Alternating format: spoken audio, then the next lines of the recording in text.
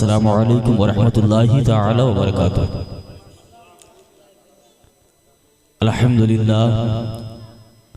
अल्हम्दुलिल्लाहि रब्बिल आलमीन वल आक़िबतु लिल मुत्तक़ीन वस्सलातु वस्सलामु अला मन काना नबिय्यन व आदम बैनल माइ वत्तीन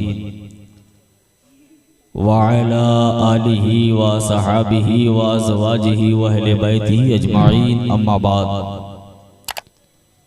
फ़अऊज़ु बिल्लाहि मिनश शैतानिर रजीम बिस्मिल्लाहिर रहमानिर रहीम।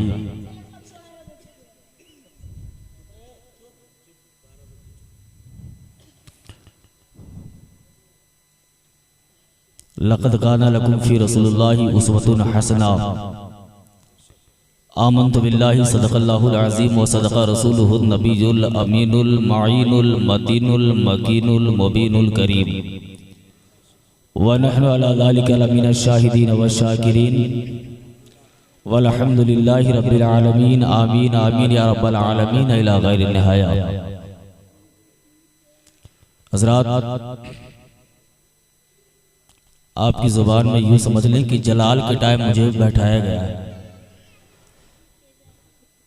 है ना।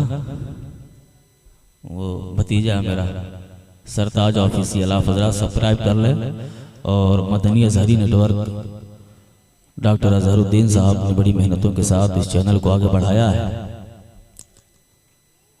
हज़रात, बहुत देर से आप हज़रात नातो मुनक़बज़ समात फरमा रहे हैं और एक से बढ़कर एक नातख़ा हज़रात आज के इस दियारे मोहब्बत में आपके तशरीफ़ लाए हुए हैं। अभी मुझसे पेशतर आप हज़रात शहनशाह तरन्नुम भाई जनाब कमाल अख्तर बस्तवी साहब को समात कर रहे थे। मेरा अंदाज़ा है कि जो उन्होंने नशा पिलाया है फजर तक तो नहीं उतरेगा, और सोच रहा हूँ जब तक नशा ना उतरे तब तक मैं बैठा रहूँ। हमारे अबू शहमा भाई ने कहा है कि जितनी देर आप बोल सकते उतनी देर बोले। बहरहाल वक्त का लिहाज है और मुझे पता है शादी का घर है और भी काम है और दीगर ज़रूरियात है। सुबह सवेरे उठना भी है, आप हज़रात को सोना भी है और हमारे उलमा हज़रात को सुबह सफ़र भी करना। थोड़ी देर बस 10 से 15 मिनट आप हज़रात बर्दाश्त कर लें। तकरीर बोलने का आप यकीन जाने कोई मूड ही नहीं। मैं तो मना कर रहा था मगर हमारे छोटे भाई हज़रत हाफ़िज़ क़ारी नेमत अली साहब क़िबला सिद्दीक़ी ये मोहब्बतें हैं और उन्हीं की मोहब्बत है कि इतनी कसीर तादाद में उलमाए कराम आए हैं, वरना इतने लोगों को बुलाने के लिए कम से कम 50,000 रुपया नजराना आपको जेब में रखना पड़ेगा, तब तो इतने लोग आएंगे। लेकिन उनकी मोहब्बत में ये लोग आए हुए हैं और उनकी मोहब्बत में चूंकि उनका हुक्म है तो 10 मिनट आप हज़रात बर्दाश्त कर ले। आइए कुछ अर्ज़ मारूफ़ से क़ब्ल अल्लाह के हबीब दोनों आलम के तबीब रहमत आलम नूर मुजस्सम सल्लल्लाहु तआला अलैहि वसल्लम की बारगाह बेकसपनाह में अपनी ग़ुलामी का सबूत पेश करे। पढ़े बावाज़ बुलंद दुरूद शरीफ। अल्लाहुम्मा सल्लि अला सय्यिदना मौलाना मुहम्मदिन बारिक वसल्लिम सलातो व सलाम अलैका या रसूलुल्लाह सल्लल्लाहु तआला अलैहि वसल्लम। तरीक़े मुस्तफ़ा को छोड़ना है वजह बर्बादी, तरीक़े मुस्तफ़ा को छोड़ना है वजह बर्बादी, इसी से कौम दुनिया में हुई बेइक़्तिदार। तिलावत करता है मुक़द्दसा। अल्लाह रब्बुल इज़्ज़त अपनी किताब कुरान पाक के अंदर इरशाद फरमा रहा है, लक़द काना लकुम फ़ी रसूलिल्लाहि उस्वतुन हसना। ऐ महबूब, मेरे महबूब की जिंदगी तुम्हारे लिए बेहतरीन नमूना अमल है। ये इफ्तिताह का काम इख्तिताम पर आ रहा है। बहरहाल अल्लाह आपकी इस मोहब्बत को कबूल फरमाए। चले आप हज़रात तशरीफ फरमा हो थोड़ी देर। अल्लाह रब्बुल इज़्ज़त ने फरमाया कि मेरे महबूब की जिंदगी तुम्हारे लिए नमूने अमल है। अल्हम्दुलिल्लाह सुम्मा अल्हम्दुलिल्लाह। अल्लाह का करोड़ा एहसान है कि अल्लाह ने हम सबको अपने महबूब की उम्मत में पैदा फरमाया और हम ऐसे महबूब की उम्मत में पैदा हुए साहिब ईमान होकर अपनी जिंदगी गुजार रहे हैं। अल्लाह के मुकद्दस महबूब ने जिंदगी के हर पहलू पे अमल करके लोगों को बताया, दिखाया कि ऐ लोगों, तुम्हारे जिंदगी के हर पहलू, तुम्हारी जिंदगी की हर जरूरियात, तुम्हारे हर काम इस तरीके से अंजाम देने हैं। सब कुछ अल्लाह के मुकद्दस महबूब ने हमें करके बता दिया। अल्लाह ने इसीलिए अपने महबूब को दुनिया में भेजा, लिबासे बशरियत में इस दुनिया में भेजा, और औलादे भी इसीलिए आता कि ऐ महबूब अपनी उम्मत को निकाह करके और अपने बच्चों को की शादियां करके अपनी उम्मत को बता दो कि निकाह की कैसे जाती है। अभी आप हजरात ने हजरत अल्लाह मौलाना इमरान बरकाती साहब की जुबानी आपने सुना कि निकाह में सिर्फ 3 ही चीजें। पहली चीज इजाब व कबूल, हक महर है, और तीसरी चीज दावत वलीमा। इसके अलावा जो खुराफात है वो सब नाजायज़ो हराम है। थोड़ी देर आप हजरत, मैंने पहले कहा तकरीर बोलने की गरज से नहीं बैठा, थोड़ी देर नसीहत करूंगा। आज हमारी और आपकी जुबान में आज का दिन रत जगे की रात है ना, रत जगे की रात। यार रत जगा शरीयत में कोई गुंजाइश ही नहीं इस जिस तरीके से हम और आप मनाते हैं इसे, शरीयत में इसकी कोई गुंजाइश ही नहीं है। रत जगा अगर कीजिए तो उसका हुक्म यह है कि शादी की पहली रात लड़का और लड़की और उसके वालिदैन कसरत से नमाज नवाफिल पढ़े, कुरान की तिलावत करें, इसलिए कि अगली जो सुबह होने वाली है उनकी जिंदगी में नई रोशनी पैदा करे, नई जिंदगी की शुरुआत होने वाली है हजरात। लेकिन आज का हमारा और आपका मामूल बड़ा ही जहालत भरा बन चुका है कि आज रत जगे के नाम पर इतनी औरियानियत और इतनी बेशर्मियां हो रही हैं कि खुदा की कसम देखने के बाद कलेजा जल जाता है। ये हमारी माँ और बहनें तशरीफ फरमा है। आज शादी के मौके पर रत जगे की रात में हल्दी का एक रस्म होता है ना, हल्दी के रस्म में मैंने देखा है कि इस तरीके से बेपर्दगी के साथ एक दूसरे को हल्दी लगाई जाती है। शादियों के मौके पर बेपर्दगी के साथ गैर महरमों के सामने पेश होना, शादियों के मौके पर नाजायज़ो हराम काम अंजाम देना। मेरी माँ और बहनों, कभी आपने सोचा ये दुनिया है कुल्लो नफ्सिन जायक़तुल मौत के तहत इस दारे फानी से कुछ करना है।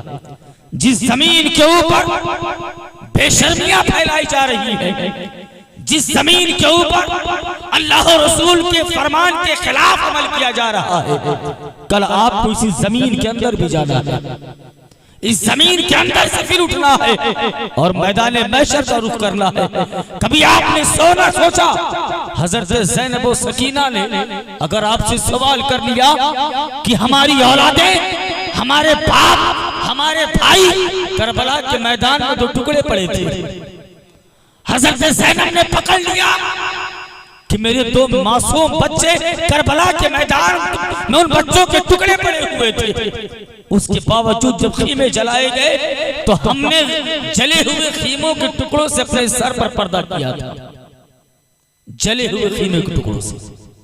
सामने बाप की लाश है, सामने बच्चों की लाश है, वो भी लाश ऐसी नहीं है, सर कहीं है, बाजू कहीं है, पाँव कहीं है, धड़ कहीं है, जिस्म की धज्जियां उड़ा दी गई है, जिस्म के चिथड़े उड़ा दिए गए हैं। सामने बाप की लाश तड़प रही थी, सामने बेटों की लाश तड़प रही थी। ऐसे गमगीन माहौल में भी हजरत ज़ैनब व सकीना ने पर्दे का ख्याल किया है। अगर सवाल कर लिया कि हमने ऐसे माहौल में भी पर्दा नहीं छोड़ा था, लेकिन जब तुम्हारे घर में शादियां पड़ी थी तुम्हारे भाइयों की शादियां हो रही थी, तुम्हारे बेटों की बारातें निकल रही थी, तुम बेपर्दगी के साथ गैर महरमों के सामने अपने पुत्र की नुमाइश कर रही थी। तो मेरी माँ और बहनों बताओ, कोई जवाब होगा आपके पास? कोई जवाब नहीं। और ऐसे ऐसे गीत अगर पूछ लिया जाए उन औरतों से पहला कलमा तो सही तरीके से नहीं पढ़ पाएंगे। नमाज के शराइत पूछ लिए जाए नहीं बता पाए। एक वक्त की नमाज से कोई मतलब नहीं, मगर गीत ऐसा ऐसा कि उनके गीत के जरिए से उनके ईमान का जनाजा कब निकल जाता होगा उन्हें एहसास तक नहीं होगा। लिहाजा इन चीजों से परहेज करें और खुसूसियत के साथ जो कल अक़द मसनून उनके तमाम जिम्मेदारान से अल्लाह का शुक्र है कि आपके घर में एक हाफिज़ कुरान है। इतना तो यकीन कामिल है कि अगर किसी के घर में हाफिज़ कुरान या आलिम दीन हो, कुछ ना करे मगर कम से कम हराम और हलाल की तमीज तो जरूर बताएगा। आप इस चीज का ख्याल रखें। और मैं बताऊं, अगर आप चाहते हैं आपका भाई हो, आपका बेटा हो, आपकी बेटी हो, उनकी अज़दवाजी जिंदगी खुशगवार गुजरे, तो मेरे भाई कोई भी ऐसा अमल ना करना जिस अमल से अल्लाह नाराज हो जाए। आज सिविल कोड के सर्वे के हिसाब से ज्यादातर तलाक के मामलात मुसलमानों के पाए जाते हैं। आप जानते हैं हम अल्लाह वहदहू ला शरीक के मानने वाले, निकाह के वक्त अल्लाह और रसूल के नाम के खुतबे पढ़े जाते हैं, कलमे तैयबा पढ़ा जाता है, तौबा इस्तग़फ़ार किया जाता है, सुन्नत रसूल के मुताबिक निकाह खानी होती है। उसके बावजूद अज़दवाजी जिंदगी की नैया डगमगाई, ये तो हो ही नहीं सकता। आपने कभी गौर किया ऐसा क्यों होता? ऐसा इसलिए होता है हमने जो शादी रचाई थी वो सिर्फ उसमें एक ही काम सुन्नत का था, वो निकाह का। बाकी जितने काम हमने किए सब नाजायज और हराम तरीके से किया। अगर आप सुन्नत के तरीके से अगर निकाह करें, शादी करें, तो पूरे दावे के साथ कहता हूं खुदा की कसम कभी तलाक की नौबत आ ही नहीं सकती, कभी तलाक की नौबत नहीं आ सकती। लिहाजा मेरे भाई इन चीजों से परहेज करें। शरीयत ने सब कुछ बताया है। अल्लाह के मुक़द्दस महबूब इस दुनिया में तशरीफ लाए तो सारी चीजें करके दिखा चुके हैं कि तुम शादियां इस तरीके से करो, निकाह इस तरीके से करो, नमाजें इस तरीके से पढ़ो, जिंदगी इस तरीके से गुजारो। हम किसी और की क्यों माने?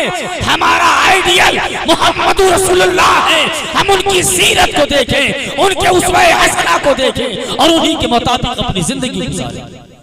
आज हम तबाही और बर्बादी के निशाने पर, हमारा कोई पुरसा हाल, कोई पुरसा हाल। हम अगर सही भी करें तो रॉन्ग हो जाता है, हम सही भी करें तो रॉन्ग हो जाता है, हम आय भी करते हैं तो हो जाते हैं बदनाम, वो कत्ल भी करते हैं तो चर्चा नहीं होता। आज जिसे पाकी और नापाकी की तमीज नहीं है, आज जो भी ईमान वालों को आके दिखाता है। आपने कभी सोचा ये कमजोरियां कहां से पैदा? वो सहाबा का दौर था कि सहाबा की आवाज से ही लोग मैदान छोड़ के भाग जाया करते थे, नारे तकबीर की सदा से। आज हमारा किरदार इतना पलीद हो चुका है, हमारा किरदार इतना खलीज हो चुका है कि आज हमारा रोबो दबदबा खत्म हो चुका है। इसकी वजह एक ही है, जैसा पहले मैंने कहा था, तरीक़े मुस्तफा को छोड़ना है, वजह बर्बादी। इसी से कौम दुनिया में हुई बेइक़्तिदार। अगर हम सुन्नत मुस्तफा के तहत उसवे हसना पर अपनी जिंदगी गुजार लें तो खुदा की कसम पूरे दावे के साथ कहता हूं सारी दुनिया की हुकूमतें हमारे कदमों को चूमती हुई नजर आए। मगर शर्त यह है कि हमारी जिंदगी कैसी गुजरनी चाहिए, हमारी सुबह शाम कैसी होनी चाहिए, हमारी शादी ब्याह कैसे होनी चाहिए। हम इस तरीके इस बातों पर गौर करें तो इंशाअल्लाह अज़ीज कोई हमारा बाल भी बेकार नहीं कर पाएगा। हम उस रब के मानने वाले हैं जिस रब ने लफ्ज़े कुन से सारी कायनात की तख्लीक फरमा दी। हम उस रब के मानने वाले हैं कि जो सारी कायनात का मालिक और मुख्तार है, हम उस रब का कलमा पढ़ते हैं कि जो अल्लाह सब चीजों पर कादिर है, जरा सा अगर इशारा हो जाए तो जमीन उथल पथल हो जाए। हम क्यों डरें किसी को? हम अपनी परेशानी, अपना दुखड़ा हम रब की बारगाह में पेश करें, शरीयत मुतहरा के तहत जिंदगी गुजार कर फिर देखो जिस तरीके से मदद पहले हुआ करती थी वही मदद फिर नाज़िल होगी। मगर शर्त यह है कि हम उस तरीके से किरदार पेश करें, चाहे शादी ब्याह का मौका हो या दीगर कोई भी मौके हो।